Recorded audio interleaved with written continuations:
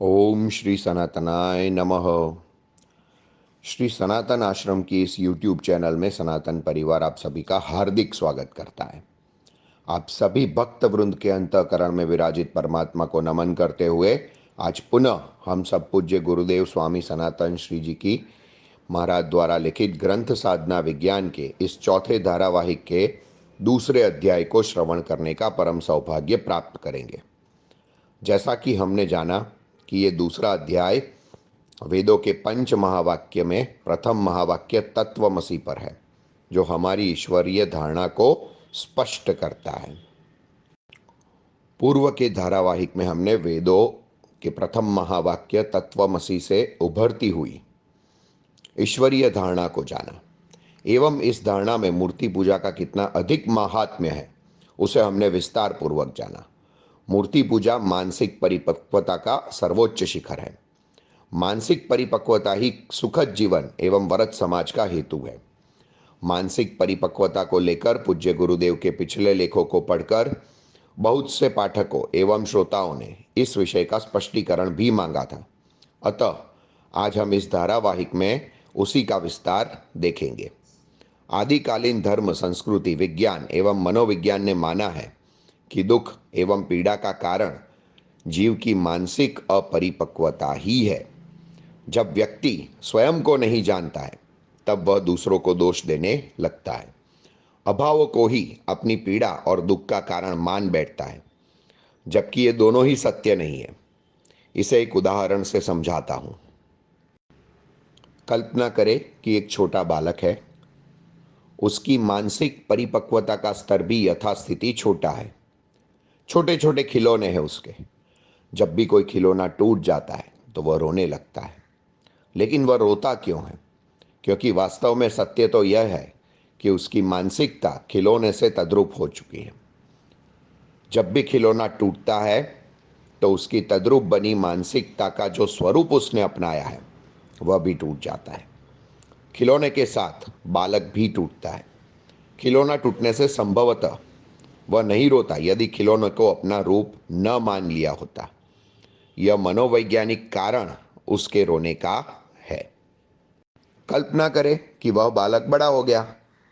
उसकी एक सुंदर सी पत्नी है। बड़ी आयु के साथ वह पहले से कहीं अधिक परिपक्व मानसिकता को प्राप्त है। खिलौने के स्तर से उसकी मानसिकता ऊपर उठ चुकी है। अब खिलौने के स्थान वह अपनी पत्नी से तद्रूप करने लगा है। यदि बचपन का कोई खिलौना अब टूटेगा तो वह नहीं रोएगा, कारण खिलौना अब उसका रूप नहीं है। लेकिन खिलौने के स्थान पर यदि पत्नी के साथ कोई अकस्मात हो जाए तो वह अवश्य रोएगा, क्योंकि उसने अपनी पत्नी से तद्रूप जो कर रखा है। तो परिणाम स्वरूप अकेले पत्नी चोट नहीं खाएगी, पति भी चोट खाए टूट जाएगा। ठीक इसी प्रकार परिपक्व और अपरिपक्व मानसिकता का स्तर ही व्यक्ति के सुख दुख का कारण होता है।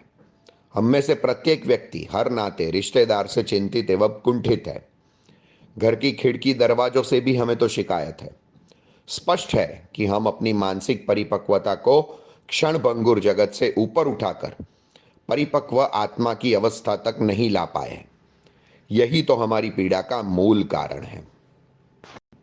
दूसरा उदाहरण देता हूं। आपने भरी हुई एक पिस्तौल देखी होगी। जब वह किसी बच्चे के हाथ में आ जाती है, परिवार के सभी लोग भयभीत एवं आतंकग्रस्त हो उठते हैं।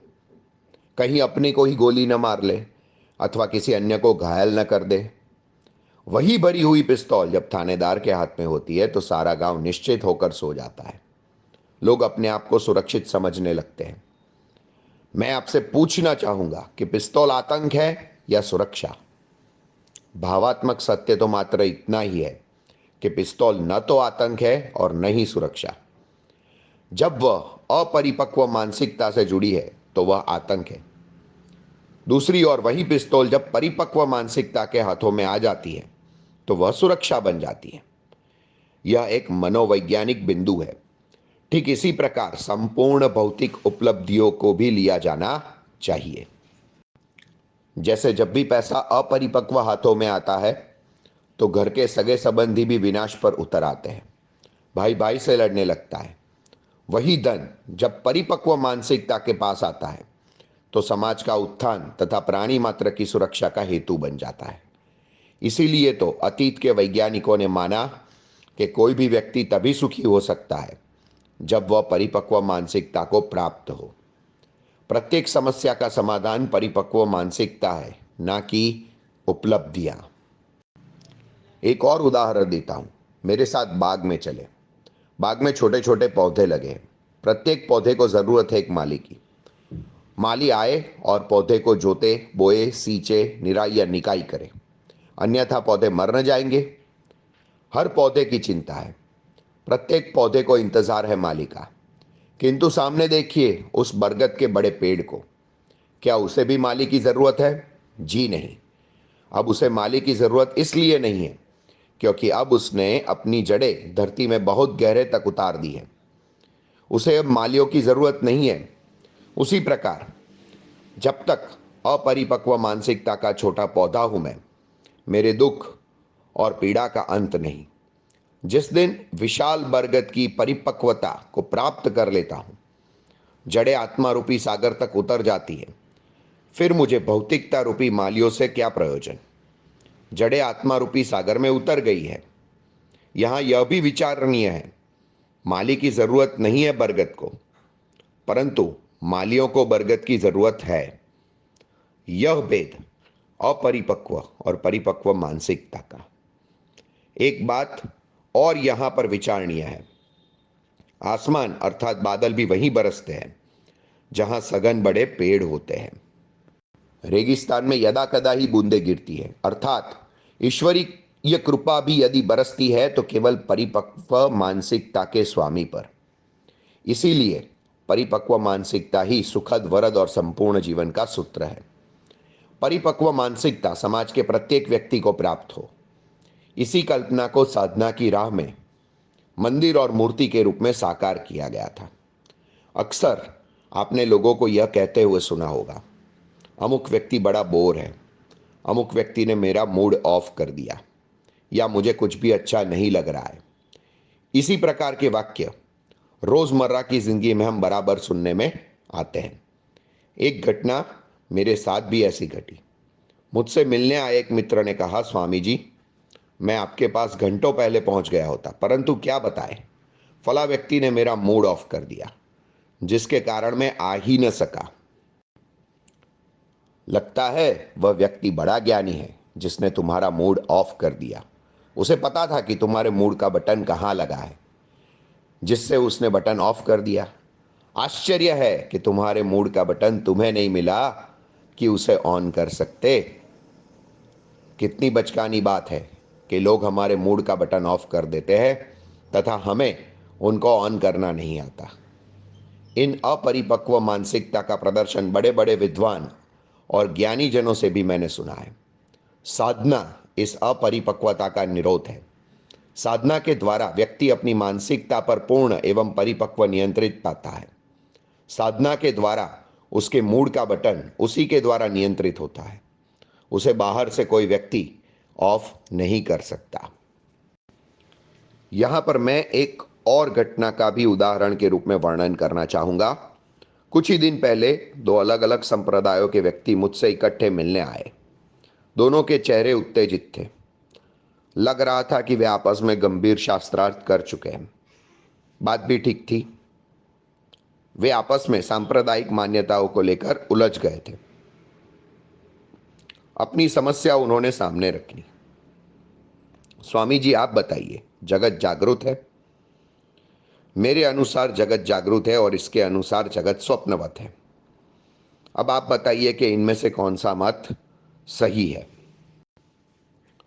सोते हुए के लिए जगत स्वप्नवत है तथा जागते हुए के लिए जागृत। मैंने एक सहज उत्तर दिया।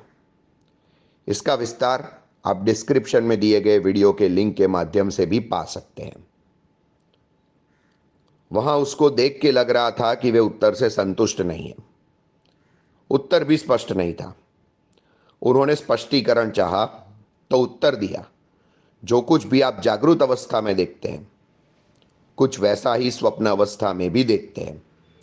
फर्क सिर्फ इतना है कि स्वप्नावस्था में दृश्य काल्पनिक होते हैं और बहुधा उटपटांग भी हुआ करते हैं, जैसे स्वप्नावस्था में आप देखते हैं कि मकान आपके पीछे पड़ा हुआ है और आप भाग रहे हैं, जबकि जागृत अवस्था में आप जानते हैं कि मकान दौड़ नहीं सकता। ठीक इसी प्रकार जब जागते हुए भी मकान चिंता बनकर पीछे दौड़ रहा है, आपको मकान चिंता बनकर भयभीत कर रहा हो, तब निश्चय ही आपके लिए जगत स्वप्नवत है, मिथ्या है। आप भी सो रहे हैं, अभी भी आप जाग नहीं रहे हो। यदि लगे कि मकान मकान है और मैं हूं, मकान मुझे सुख दे परंतु चिंता बनकर मुझे सता कदापि नहीं सकता, तब जगत जागृत है और आप भी जाग रहे हैं। साधना ही जीव को सत्य रूप में जागृत अवस्था प्रदान करता है, जिसका पहला पड़ाव तत्वमसी है, जिसमें धारणा का सांचा बना है। मंदिर जो मेरे शरीर का ही बिंब है, मेरी आत्मा का स्वरूप मूर्ति है। मैं स्वयं जीव रूप पुजारी हूं। अपरिपक्व मानसिकता से परिपक्व मानसिकता तक आने का यही सबल माध्यम रहा है। हरिओम नारायण।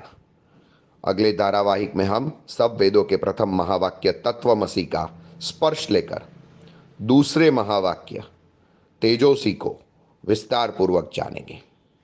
यदि आप सभी को ये श्रृंखला पसंद आई हो तो ज़रूर इस ऑडियो को लाइक और शेयर कीजिए एवं सनातन आश्रम के इस YouTube चैनल को ज़रूर सब्सक्राइब करें। हरिओम नारायण।